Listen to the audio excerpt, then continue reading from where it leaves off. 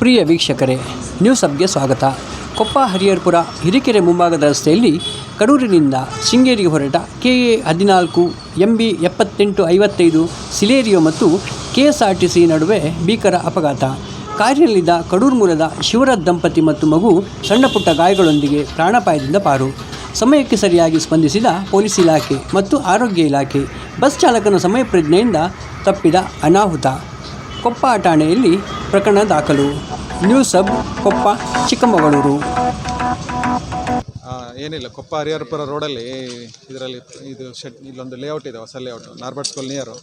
ಬಸ್ಸಿಗೆ ಮತ್ತು ಕಾರಿಗೆ, ಈ ಕಾರಲ್ಲಿರೋರು 3 ಜನ ಇದ್ದರು. ತಂದೆ ಶಿವರಾಜ್ ಅಂತೇಳಿ, ಶಿವರಾಜು, ಮಗು ಮತ್ತು ಅವ್ರ ಹೆಂಡತಿ ಇದ್ದರು. ಅವ್ರು ಕಡೂರವರು. ಇದರಲ್ಲಿ ಏನಾಗಿದೆ ಅಂತ, ಇವರು ಶಿವಮೊಗ್ಗ ಕಡೆಯಿಂದ ಶೃಂಗೇರಿಗೆ ದೇವಸ್ಥಾನಕ್ಕೆ ಹೋಗ್ತಾಯಿದ್ರು. ಬಸ್ನವ್ರು ಭಾಳ ಅವಾಯ್ಡ್ ಮಾಡಿದ್ದಾರೆ. ಅವನು ಗೊತ್ತಾಗಿಲ್ಲ, ಈ ರೋಡ್ ಬಗ್ಗೆ ಅವೇರ್ನೆಸ್ ಇರೋಲ್ಲ, ಮಲೆನಾಡು ರೋಡ್ ಬಗ್ಗೆ. ಕರ್ವ್ ಇದೆ ಇಲ್ಲಿ.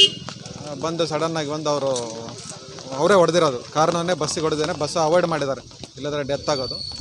ಬಟ್ ಏನು ತೊಂದರೆ ಇಲ್ಲ, ಎಲ್ಲರೂ ಮೈನರ್ ಇಂಜುರೀಸ್ ಇದೆ, ಏನು ಪ್ರಾಬ್ಲಮ್ ಏನಿಲ್ಲ, ಯಾವ ಜೀವಕ್ಕೂ ಏನು ಅಪಾಯ ಇಲ್ಲ.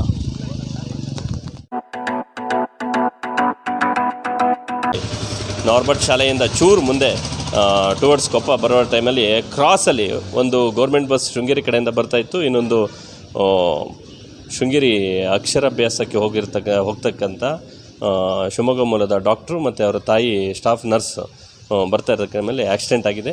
ಬಸ್ಸಿಗೆ ಅತಿ ವೇಗದಿಂದ ಬಂದಿರೋದ್ರಿಂದ ಕ್ರಾಸಲ್ಲಿ ಕಂಟ್ರೋಲ್ ಮಾಡೋಕ್ಕಾಗದೆ ಬಸ್ಸಿಗೆ ಹೊಡೆದಿದ್ದಾರೆ. ಬಸ್ ಕೂಡ ಆಕ್ಸಿಡೆಂಟ್ ಆಗಿದೆ. ಯಾರು ಕೂಡ ಅದೃಷ್ಟವಶಾತ್ ಯಾರು ಕೂಡ ಪ್ರಾಣಾಪಾಯದಿಂದ ಎಲ್ಲರೂ ಪಾರಾಗಿದ್ದಾರೆ. ಎಲ್ಲರಿಗೂ ಮೈನರ್ ಪೆಟ್ಗಳಾಗಿದ್ದಾವೆ. ಬಸ್ ಕೂಡ ಅಪ್ಸೆಟ್ ಆಗಿ ಪಕ್ಕದಿರೋ ಲೇಔಟಲ್ಲಿರ್ತಕ್ಕಂಥ ಮೇಯ್ನು ಕರೆಂಟ್ ಲೈನಿಗೆ ಹೊಡೆದಿದೆ. ತಕ್ಷಣ ಅದು ಟ್ರಿಪ್ ಆಗಿರೋದ್ರಿಂದ ಅಲ್ಲೂ ಕೂಡ ಏನೂ ಅಪಘಾತ ಆಗಿರೋದಿಲ್ಲ. ಹಾಗಾಗಿ ಎಲ್ಲರೂ ಕೂಡ ಗೌರ್ಮೆಂಟ್ ಹಾಸ್ಪಿಟ್ಲಲ್ಲಿ ಅಡ್ಮಿಟ್ ಆಗಿದೆ.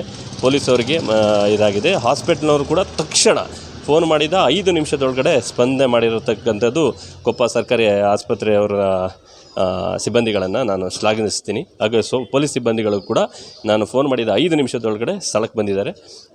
ಪೊಲೀಸ್ ಇಲಾಖೆ ಮತ್ತು ಸರ್ಕಾರಿ ಆಸ್ಪತ್ರೆಯವರನ್ನು ನಾನು ಈ ಸಮಯದಲ್ಲಿ ಅಭಿನಂದಿಸೋಕ್ಕೆ ಇಷ್ಟಪಡ್ತೇನೆ.